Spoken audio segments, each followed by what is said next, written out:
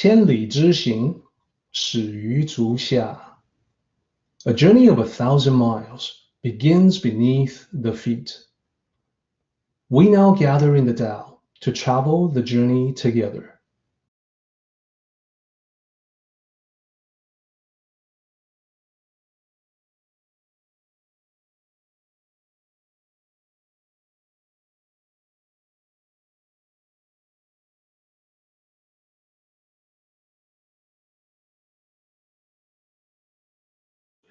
So hopefully everyone remembers when we did when we started to analyze chapter 18, we began by looking for patterns within this particular chapter.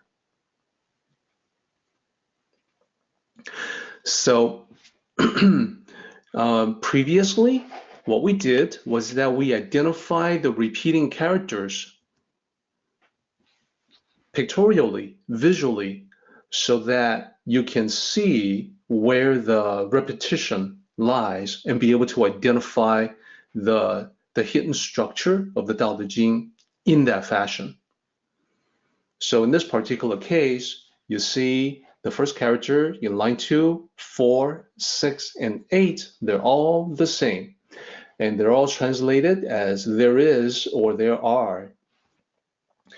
And it's translated as either there is and there are because in Mandarin, there's no plural form versus singular form.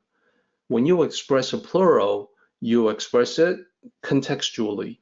So the word for apple, singular, and apples, plural, is exactly the same, 苹果. The only way that you can tell when you are referring to one apple, 一个苹果, or many apples, 很多苹果, is by what was in front of it, the context.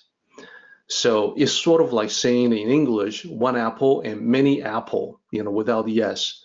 That would sound wrong in English, but it's correct in Mandarin. So same here, there is, there are, it's all the same in Mandarin. There's no singular plural, it's all contextual. All right, so moving on.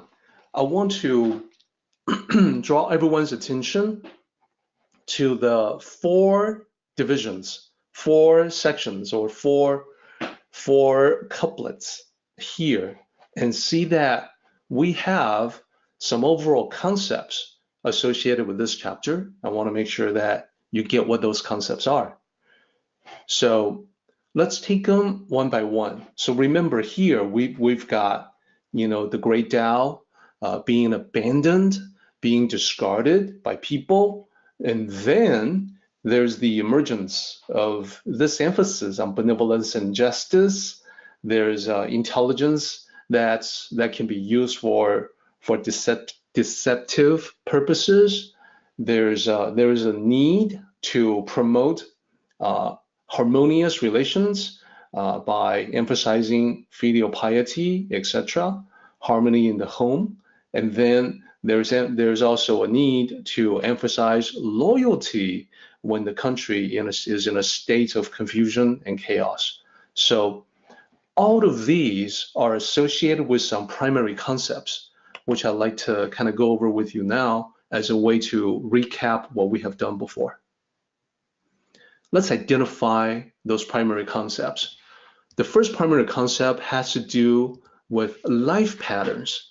That is, everything that we have talked about so far, within the family, with the ministers serving the king or the emperor, with all the other stuff, it's all part of an overall pattern. And we see patterns like this in life all the time. They show up repeatedly. They follow Tao principles because that is, after all, the way of life. So that's one overall concept. What's another one? Well, another one is a recurring concept in the Tao, balance. That is, this chapter shows us how for everything that occurs, there will be something to counter it. So the emergence of chaos, lawlessness in a kingdom is something that causes loyal ministers to come forward to be loyal to the country, to the kingdom. So for everything that happens, there's some counterbalancing factor that will come into play. So you'll see that even more in just a moment. So keep that in mind for the time being. And then there's also unconventional thinking there. Here's what I mean. We would probably usually think of things like benevolence and justice and intelligence, filial piety, being good to your parents, kind affection. We would think of that as positive attributes, good things. But Lao Tzu points out that because it's a balancing, counterbalancing, different things coming up against a point of equilibrium. So by having this good thing, seemingly good thing, benevolence, justice, it implies that there is already a bad thing that requires it. In this case, the loss of the Tao or the abandonment of the Tao.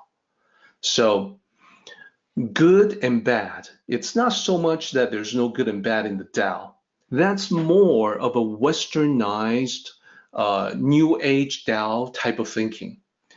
In the authentic teachings, the idea is that you can look at things, and I mean everything in life, in clearer and a more complete way, and you will derive conclusions that can go beyond the understanding for most people.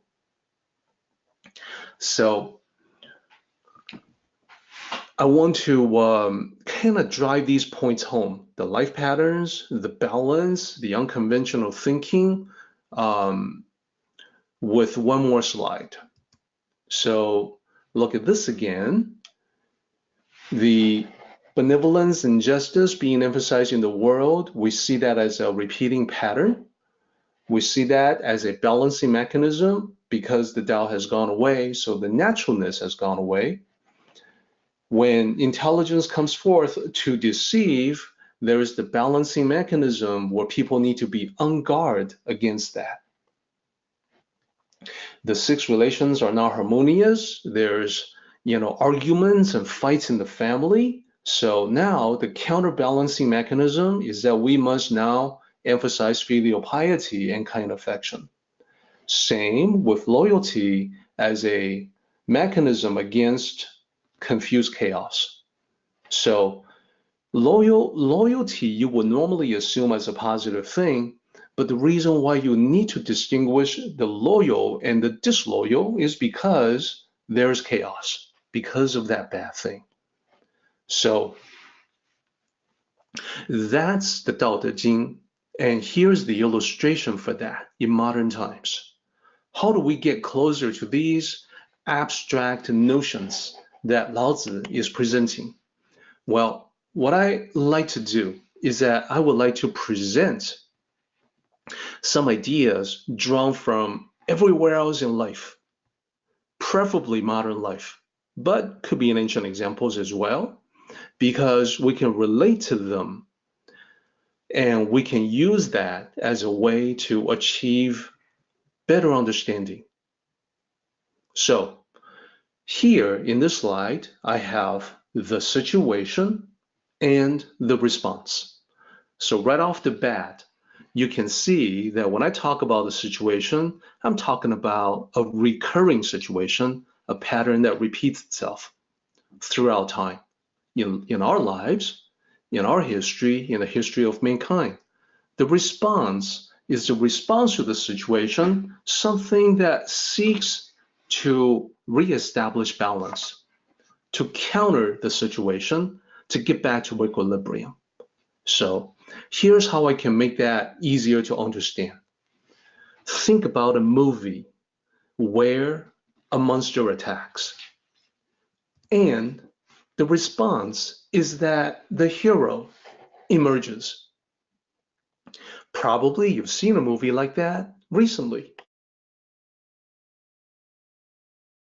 So if you think about it for a moment, hero, you would assume that's a good thing. But the fact that you need a hero at all means that there is a monster on the loose. That's why you gotta have the hero. If there wasn't that monster, then there would be no need for heroics. This is something that's not just in a modern day action movie that you watch, perhaps, like a summer blockbuster, but this is past and present. In mythology, we've always had this particular structure. There's the monster, there's the hero. There's Medusa, a gorgon, that's a monster whose gaze turns people into stone.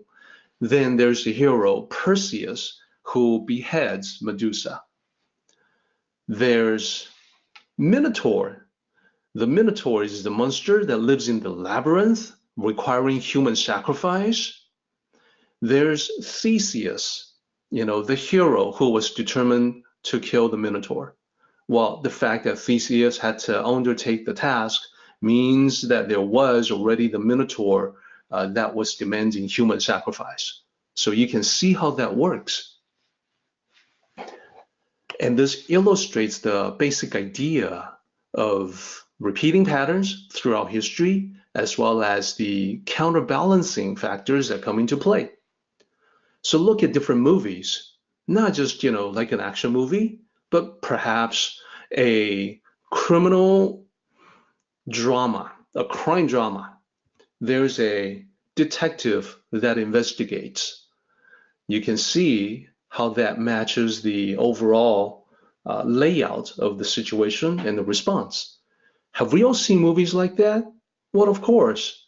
And we've seen it, from before as well.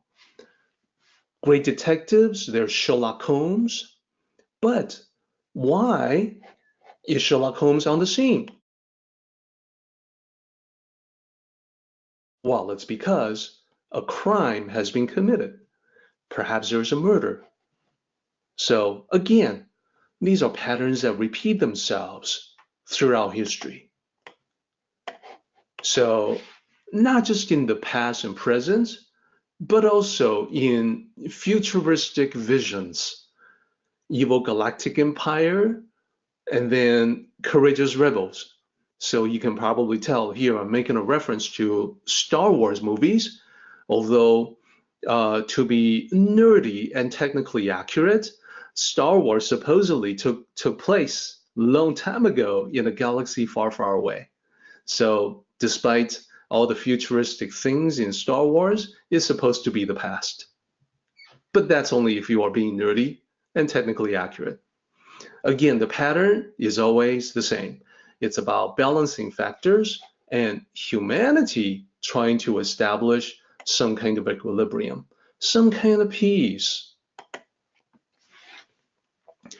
So last example of movies, bandits terrorizing folks, the pioneers in a town out in the Wild Wild West, and then the new sheriff rides into town.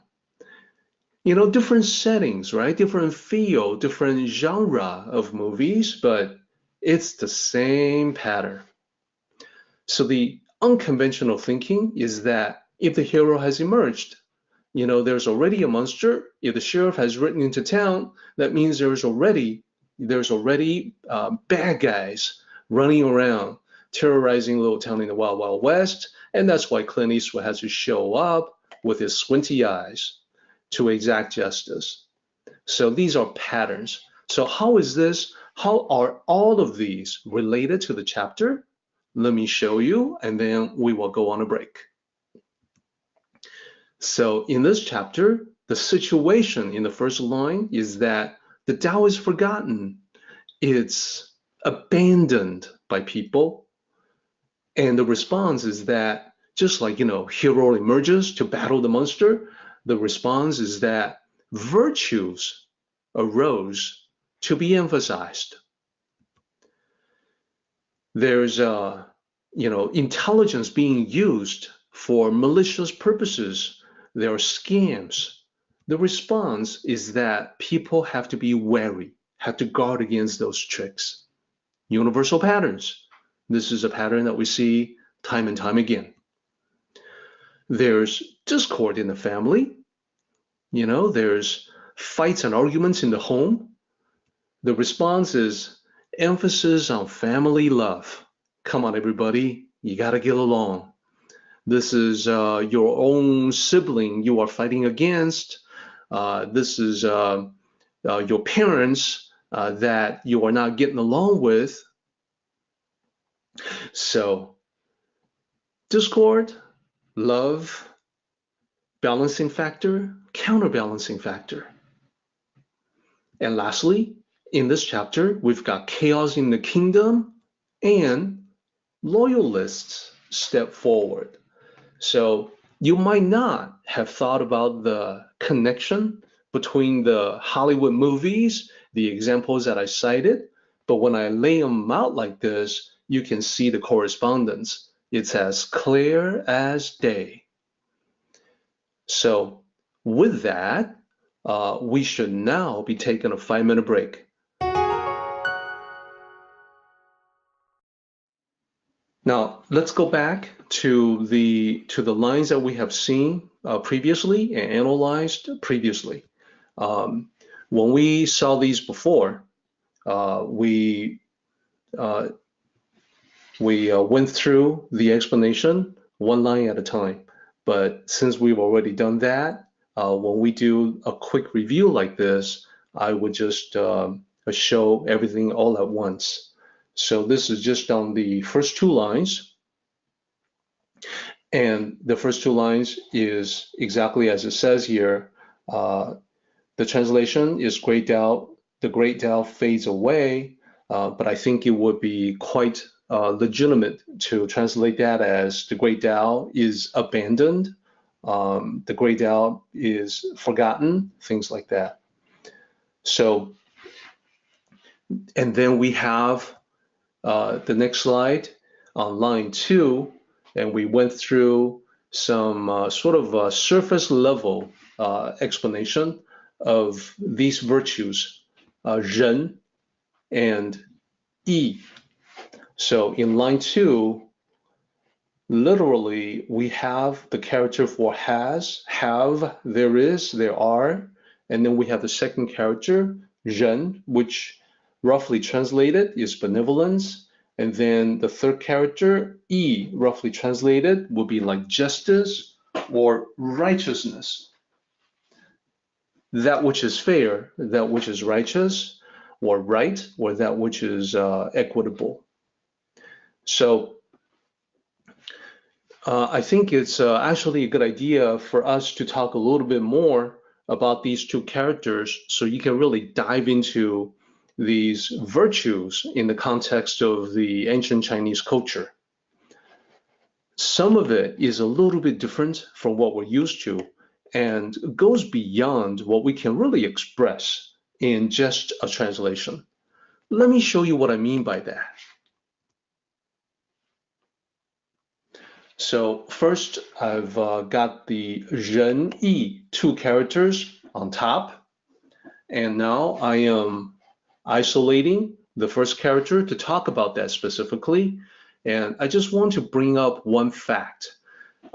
When it comes to Chinese characters, there are things called radicals. That is, when you have a more complex character, it's oftentimes made up of simpler characters squashed together. That's called a radical. So here I'm pointing out that the radical on the left of this character, 仁, is 人 pronounced the same way. So this character 人 means person, people, human. So I think you can see it. I think if you were to distort the character for 人, person, a little bit, you end up with the left side of this character for 人. So there are many other characters like this that has this half, this on the left-hand side. So that's called a radical. So there's always meaning, especially associated with the radical in a character.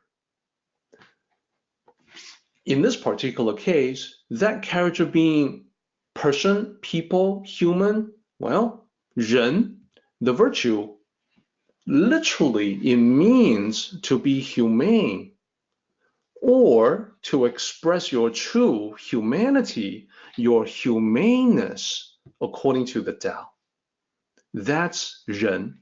So it's typically translated as benevolence. Sometimes it can be translated as kindness or compassion.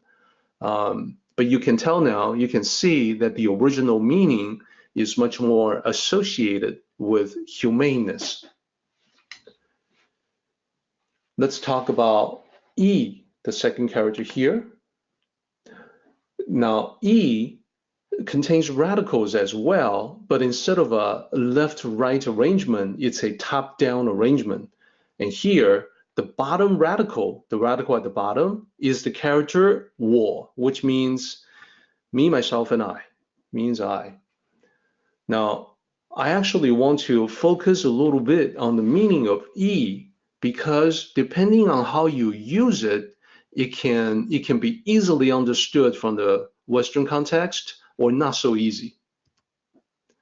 So the rough translation is righteous, but here I have to sort of step in and say that when we talk about E in the Chinese cultural context, it's a little bit of a different feeling than the English word righteous. In our culture, in the North American culture, when we talk about someone being righteous, we oftentimes would associate it with, for instance, self-righteousness. You know, someone who perhaps is very firm, indeed very aggressive as well. So the Eastern concept of righteousness is focused on the sense of honor. So it's a quiet kind of righteousness.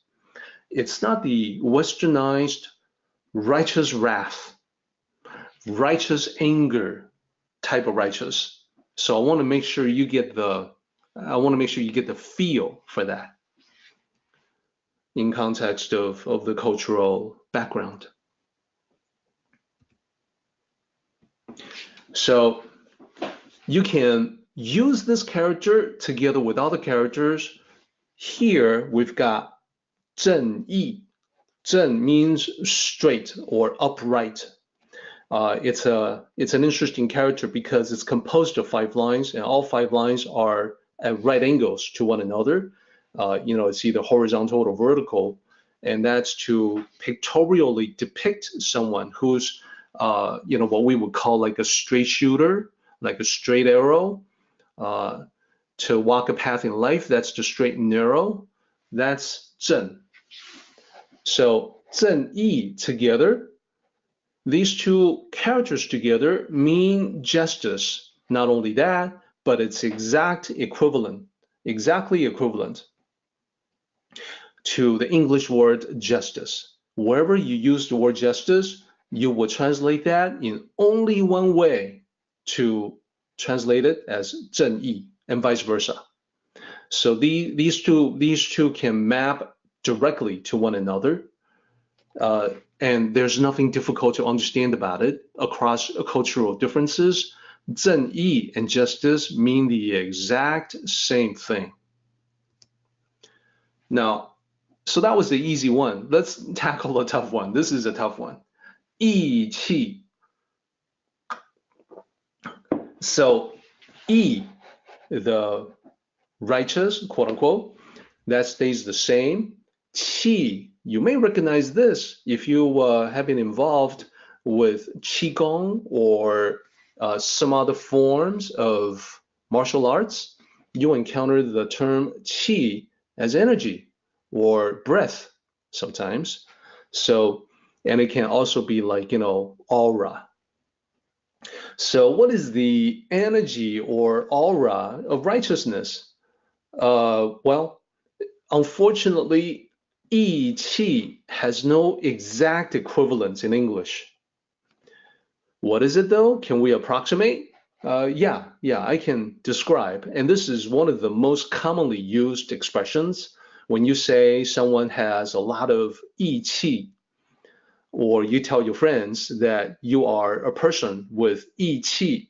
You're talking about the characteristic of being loyal, supportive, sort of like you belong to the brotherhood or sisterhood, and you adhere to the code of the brotherhood or sisterhood. You're supportive of your brothers or sisters. You look out for someone. You do things for them. You keep them company. Overall, it's just about, this is a very recent expression, being a bro, and being a bro just means you're being good, you're being considerate, you're doing something for the benefit of other people, you think about them and not just yourself. That's 义气. Being a good guy, stand-up guy, knowing right from wrong, being a mensch. So these are the closest approximations we have to 义气. But now I think you get a pretty good feel for 仁义.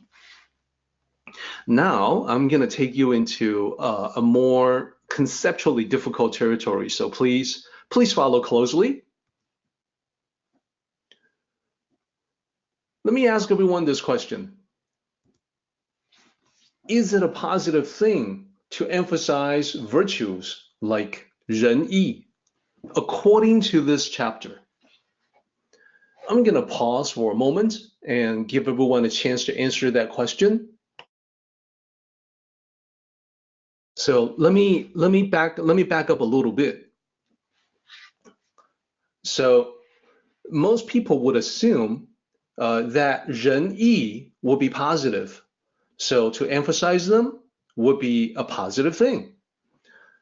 Now, this chapter expresses the sentiment from Lao Tzu that it just ain't necessarily so. Therefore, Maria, you are absolutely correct. Not really, because that means a lot is missing or that things are very harsh. So it's not necessarily so according to Lao Tzu due to 4 reasons. The first one, which is in which I think people who study from the authentic tradition should all get this one, should all understand this one. Number 1 is that having to emphasize 仁义 in the first place means you've lost the natural touch. That is, you need to have it be emphasized. You can't just be humane and righteous in a natural way.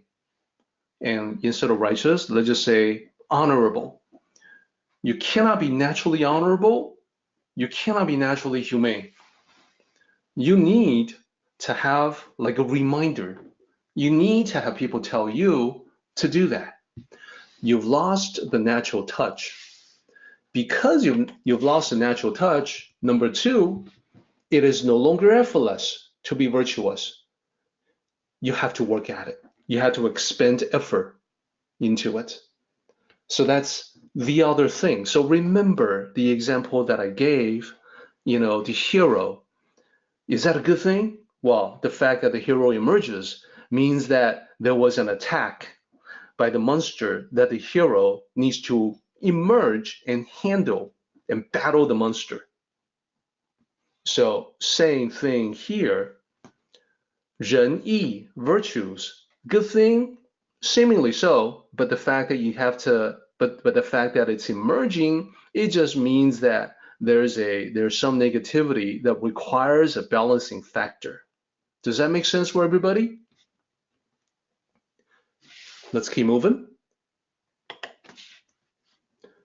Here's the other problem. This enforced virtue, this reminded forced humaneness, benevolence, righteousness, honor. Because it's forced, it can be fake, pretentious, artificial, contrived. Not only that, but number 4, if you emphasize, promote, recognize, and reward these particular virtues, what naturally will happen, because it's the Tao, is that people will compete with one another to one-up one another, to be more humane, to be more righteous, to be more honorable. Now that may seem like a good thing, but again, from the Tao perspective, not necessarily so, because people can carry that to an extreme. So now you're beginning to see this intricate thought pattern that went into this particular chapter. Let's keep it moving. I think we're doing well. Let's talk about the next thing. Intelligence. We spoke of the emergence of intelligence, but intelligence without the Tao. And intelligence without the Tao means that it can be used for evil, not good. So yes, there is good and evil in the Tao as well, but the definition of it is based on a more complex criteria.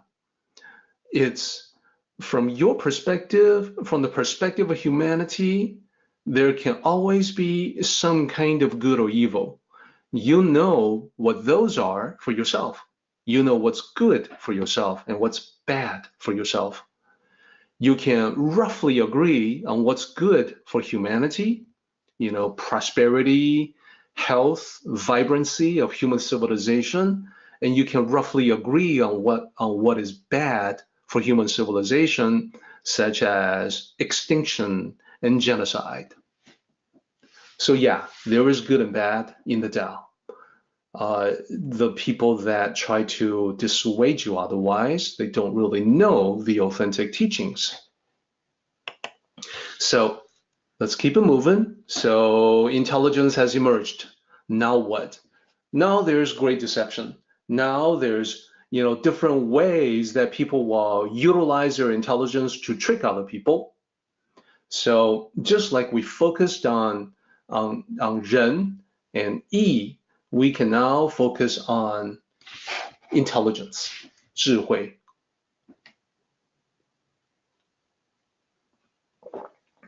So you're going to find this to be very familiar.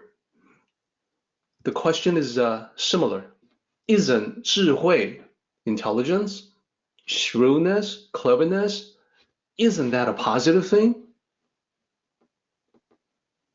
So if you think about the previous set of Q&A about virtues, 仁义, then you can probably guess that the answer is not necessarily. And there's a bunch of reasons for that. So let's explore those reasons a little bit. Intelligence, not necessarily a good thing, because without the guidance of the Tao, intelligence can be used in a negative way. How so? Why? Well, because the natural wisdom of the Tao provides assistance to those who are less capable. Intelligence without the Tao takes advantage of them. That's the difference. So the Great Tao is always going to be about the positive aspects of life. So having great intelligence and therefore great wisdom in the Tao means that you are practicing compassion and helping people who have less, reaching out a hand to assist those who are less fortunate. Now, intelligence without the Tao, you end up with basically the world that we have today. What I mean is, all the scams and exploitation we see out in the world today arise from this particular pattern, and that is intelligence without the Tao,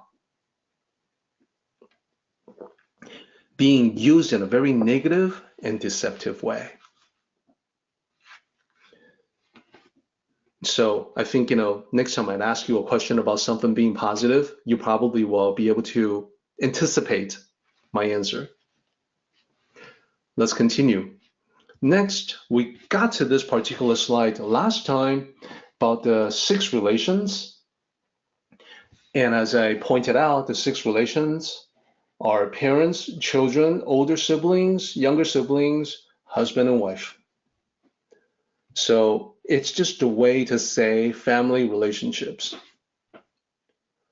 So the basic idea is the same, that in line 6, you see that there's got to be an emphasis on filial piety and kind affection. So that seems like a positive thing. Well, not necessarily, because it means that there's already contention and friction. So you probably would anticipate that as the answer, so we can move past it. And I want to instead focus on this particular character, Xiào.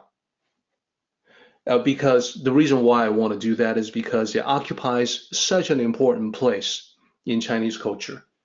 So I think, to understand the Tao Te Ching in context, it's beneficial. It would be very beneficial to understand Xiào.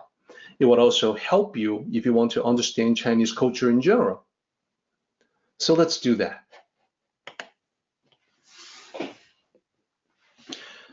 Xiào,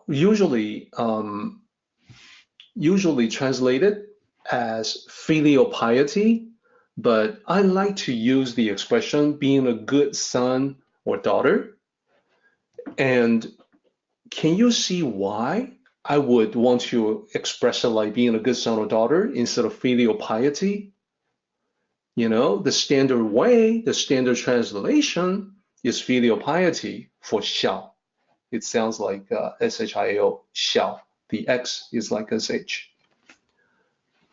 The reason why I need to translate this in this particular way, or I prefer to say it in this particular way, is because the expression filial piety doesn't make you feel anything.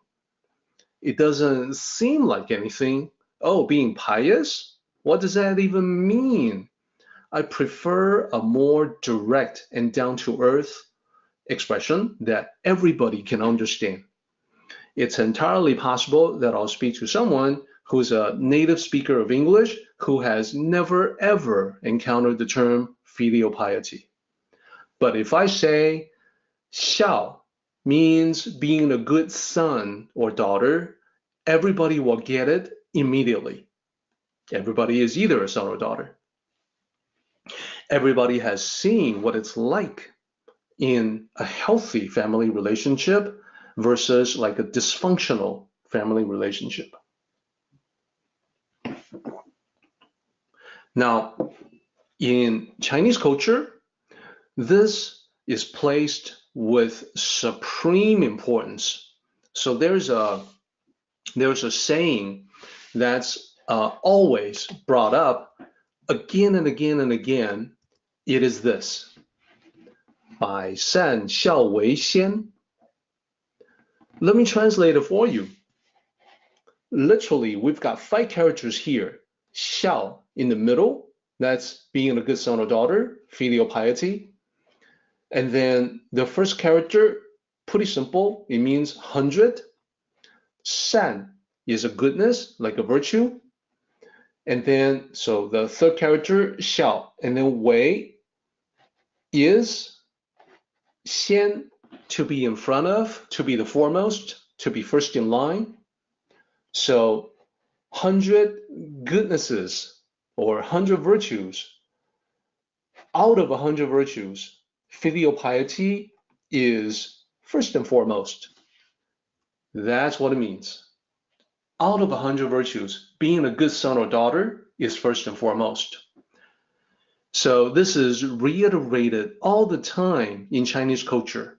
Now, let me ask everyone a question. There are so many virtues out there, so many possible virtues that one can practice, like compassion, like conserving, being thrift, like, being forgiving, things like that.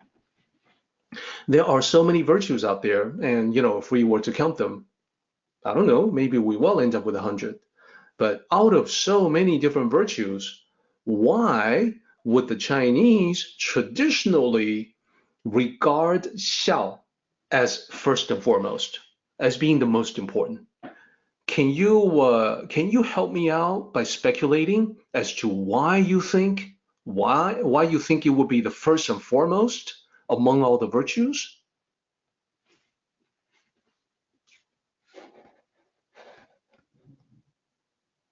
And I'll pause for a moment.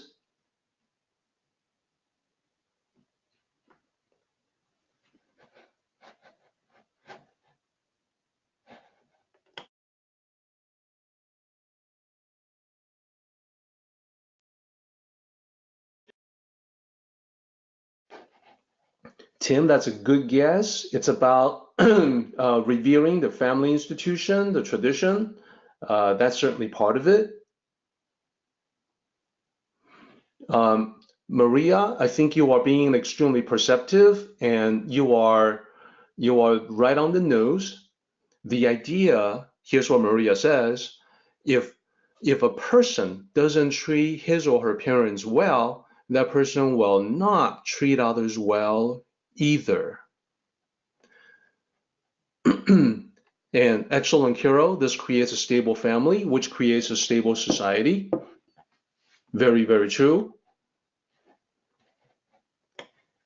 Excellent answers all around. If you cannot respect your parents, you cannot respect others. Yes, all excellent answers. Carl, that's excellent. Let me go to the next point to kind of sum it up. Why? Well, because Xiào is the most basic manifestation of gratitude. To know you have received the goodness, the nurturing of the parents, to appreciate it, and to reciprocate it. That is regarded as the number one most fundamental virtue of all, because if someone can demonstrate Xiào, then you automatically know that there's a core of decency in this individual, that this person can never be too bad, too awful. At least this person knows to practice Xiào.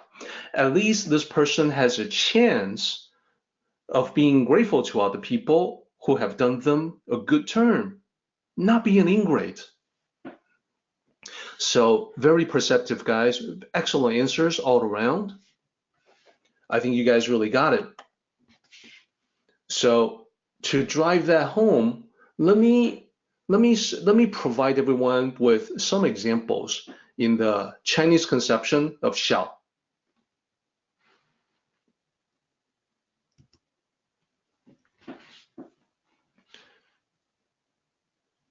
First, treat your parents with respect, even when you disagree with them.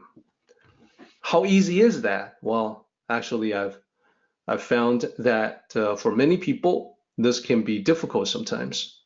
And there's a very good point being made by some when they say that, hey, but listen, your parents could be abusive, the family could be dysfunctional. These are real possibilities. People live through that.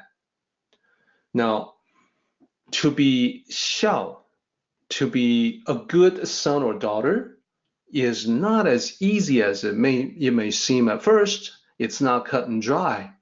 It's not if XYZ, then do ABC. There's oftentimes a lot of skills that need to be brought into play. For instance, dealing with abusive parents will require skill, diplomacy, knowing what to do.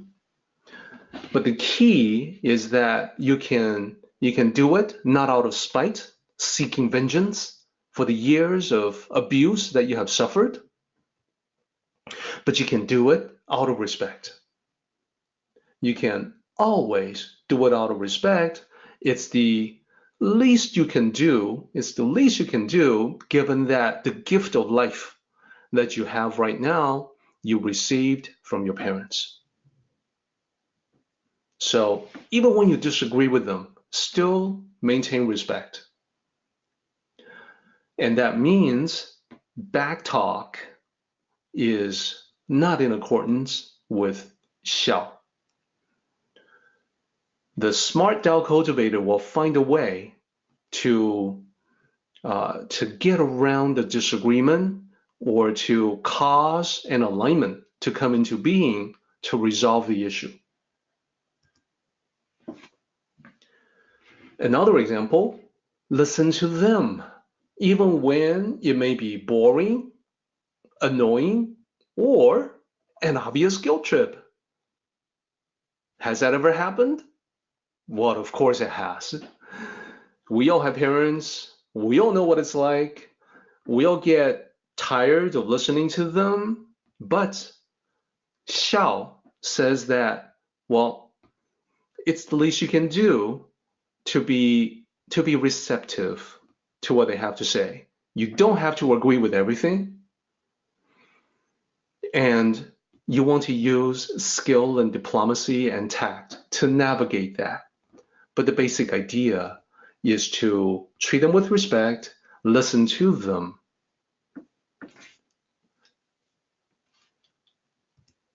And here's another one. Keep them updated when you travel far away, knowing they would worry about you. So this is a big one. If you are a parent and worried about your kids, then you in turn understand that your own parents worry about you in different situations, and they would always want to know about you being safe. And one more, care for them in their old age, just as they care for you in your infancy and childhood. So in a way, this is about being fair. This is about reciprocating for what they have done for you, bringing you up, nurturing you. So these are among the central concepts associated with Xiào for the Chinese. So one of the most common expressions to the Chinese is, when you drink water, think of the source. That's applied to Xiào, because when you think about your own life, well, don't forget about the source of that life. It came from somewhere, and that somewhere is your parents. So that is the reason why it is practiced to such an extent. All right, so let's move on there.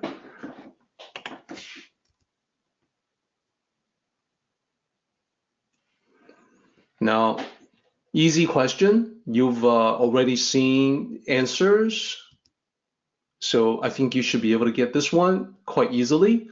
Is it a positive thing to emphasize virtues like Xiào? So, not intended to be a trick question at all. The answer is the same. Not necessarily, due to 4 reasons. Having to emphasize Xiào in the first place means you've lost the natural touch. You've lost a healthy relationship that occurs naturally, that requires no effort for everyone to be harmoniously living together in a loving, healthy family. 2, no longer effortless to be virtuous. You got to put effort into it. This is true for many people. I see that they want to practice this particular virtue, Xiào, but they really have to work very hard at it. They have to put a lot of effort into it. And sometimes it could just be because the parents are difficult people to begin with. Not even necessarily abusive. May just be very difficult to be with, very materialistic, when the kids are not. Very meddling. So all of that requires skills, diplomacy, and tact. Number 3, it can be fake, pretentious, and artificial. Being a good son, that can be fake, that can be pretentious and artificial. And lastly, recognizing or rewarding anything gives rise to competition. So if you recognize people who are practicing Xiào, then you end up with a ton of people who are competing to be more Xiào than others. So hopefully you recognize that this is the exact same slide that I used before for 仁义. The only difference is that I swapped out 仁义 from the title and from the question and replaced it with Xiào. Why did I do that? I did that to demonstrate that these are repeating patterns, that this is what Lao Tzu was talking about. Now, let me show you another thing.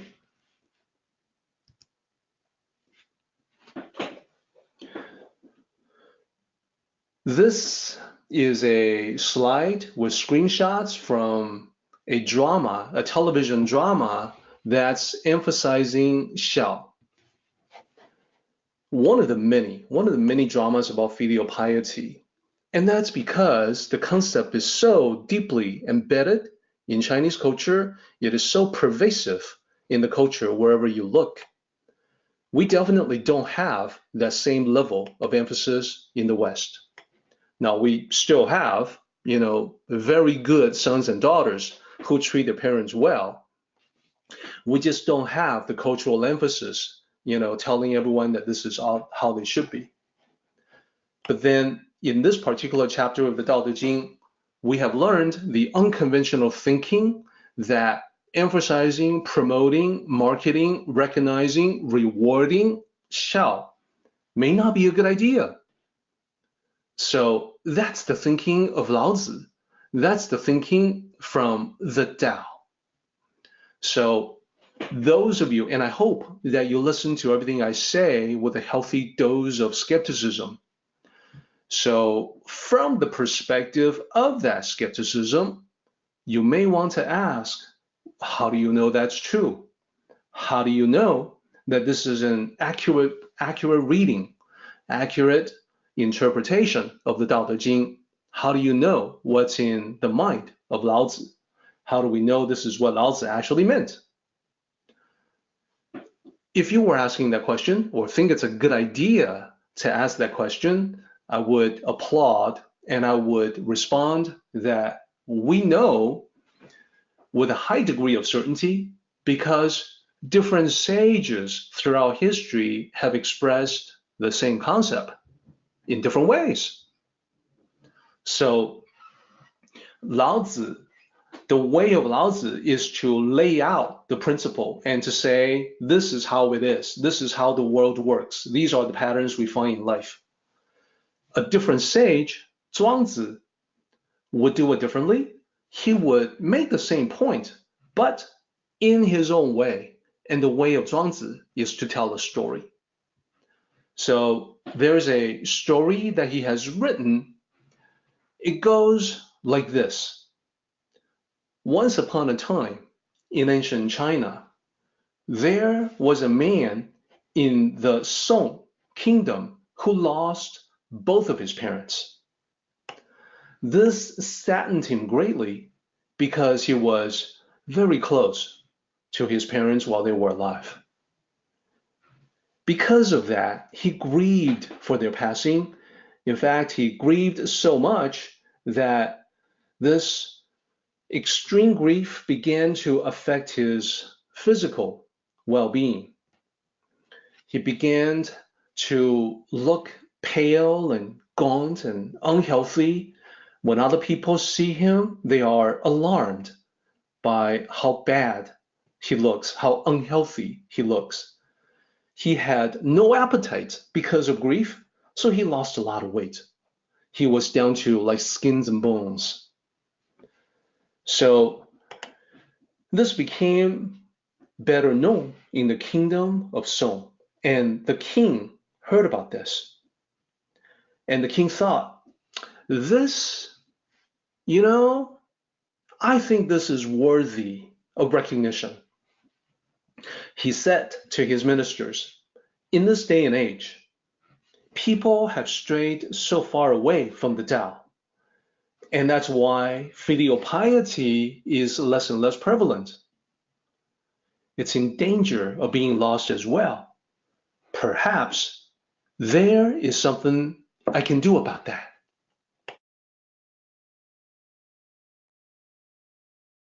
So, the king issued a decree honoring this particular man's virtue, that he was being recognized for being especially strong in the virtue of filial piety. The king rewarded this man with a title, with a position, and that meant wealth and power in ancient China. So it was exactly as the king wanted to do. And as he anticipated, all of his subjects saw this and took notice. Yes, this was exactly what he wanted. This was what he wanted to accomplish. But what happened after that was not exactly what he had in mind.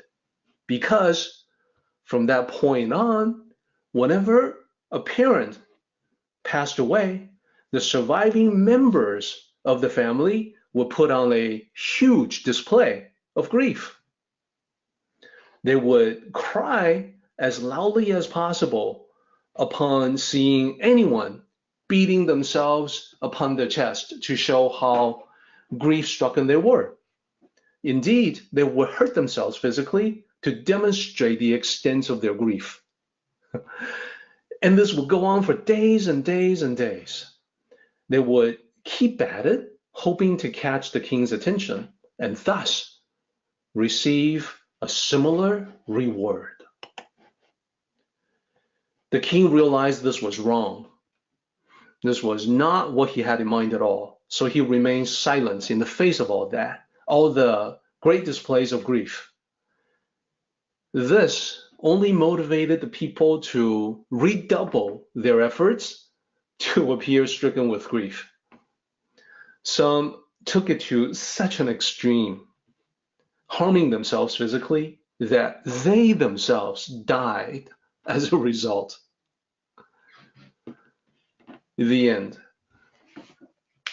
So with that story from Zhuangzi, you can tell Zhuangzi was making the point that, hey, whenever you want to single it out, any virtue, including this one, being a good son or daughter, including humaneness, including being honorable, whenever you do that, you begin to get a lot of fake, inauthentic displays. You begin to create a situation where people are trying to battle one another to be more virtuous. Look at me, I'm more honorable than you are. Look at me, I'm a better son to my parents than you are, and so on. That's just not the Tao. So, and that's the point that we want to make with this particular chapter. So we're getting near the end. Let's cover the last one that was talked about. And it's about the country being in confused chaos. Loyal ministers step forward. When I talked about this last time, this was something that resonated with some of you, especially the bottom part of the slide. So very true here that this metaphor can work in multiple ways, can have different layers, and therefore the king ruling the country, that can be your true self. Or if you prefer, your higher self. The ministers can be the people in your circle, your social circle, your workplace, your family. Or if you draw even more inward in your introspection, you can see that the ministers can represent the various aspects of yourself. So one of the common questions from last time was, so how would we inspire loyalty to the internal ministers? You know, I've got various aspects to myself. They are my ministers. Now, how do I get them to work on my life, which is the kingdom that is now in chaos? Okay, well, good question. And we can definitely speak to that. Who are your ministers? So we can talk about this a little bit, and then we have to jump to the summary. We're going to need to do the paraphrase next time because we've had, I think, a very comprehensive, very complete and in-depth discussion today. So here's the question. If you look at the kingdom as a metaphor for your life, the kingdom has fallen into chaos is the same as your life has become, well, frankly, a bit of a mess. So then the natural question to ask is, how can the ruler, you, make things less chaotic? What can you do? In this particular metaphor, it says, well, you need to summon your loyal ministers and put them to work. Who are your loyal ministers? Well, how do you make them loyal? Well, they're going to have to be loyal to get you out of this chaotic situation. So imagine you have 3 ministers. They are in charge, respectively, of the mind, which is your mental self, body, your physical self, and spirit, the soul or the true self, respectively. This is something that I have spoken about privately to some of you, but certainly not to everyone. So the thing to realize about the 3 ministers within is that they work as a team. So changes in one aspect of your life will affect the other 2 aspects. So let me explain.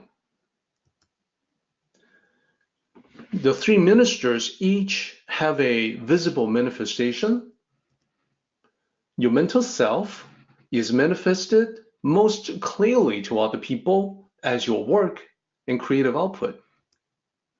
Your physical self is manifested most clearly that other people can see as your body, the shape that you're in, and your energy level. Your true self is reflected among your friends and your soul companion. So, how do we work on this? Let me give you 2 examples of how they affect one another, and the rest I'll leave as food for thought, and then we'll move to the summary. Example, declining health. That means a negative impact in the body, in the physical self. That, because of exhaustion, there's brain fog. That leads to lack of energy and motivation to learn anything new.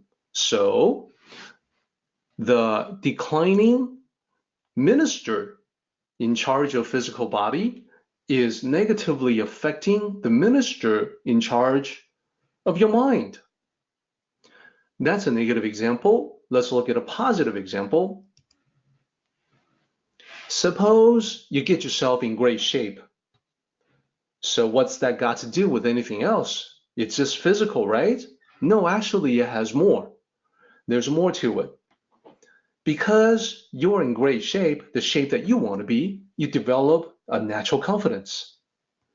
That natural confidence leads to you attracting the right person into your life or enhance your existing relationship. So enhancing your existing relationship, that goes to the soul companion, that goes to reflecting your true self. Everything's all tied together. So I hope this answers the questions that I received last time about how to get the internal ministers into alignment with one another. And now it's time for us to jump ahead to the summary. We will do the paraphrase next time. So the summary is similar to last time, with the bottom half of the slide being different from last time. The top half we went through previously. 人 is being kind to others without needing reminders. So today, remember I pointed out the radical to the left is actually 人, the character for human. So 人 is about being humane. 义, being honorable without being forced to do so. And today we talked about additional ways to use that character. In some usage, it's very easy to understand. It's exactly like English. In other usage, there's no real English equivalence. We can only approximate. Then 智慧, using your nature-given intelligence for the benefits of all, rather than to deceive others. Lastly, Xiào. We talked about this quite a bit today. It's all about treating your parents well because it demonstrates the most basic virtue of natural gratitude. Like I said, anyone who can demonstrate 孝, that person has a core of decency. That's a good person. That's a good person who's capable of respecting other people, who's capable of treating other people well. Our meeting has come to an end, but the journey continues on. Let us travel safely. Until next time, may the Tao fill you with peace and happiness.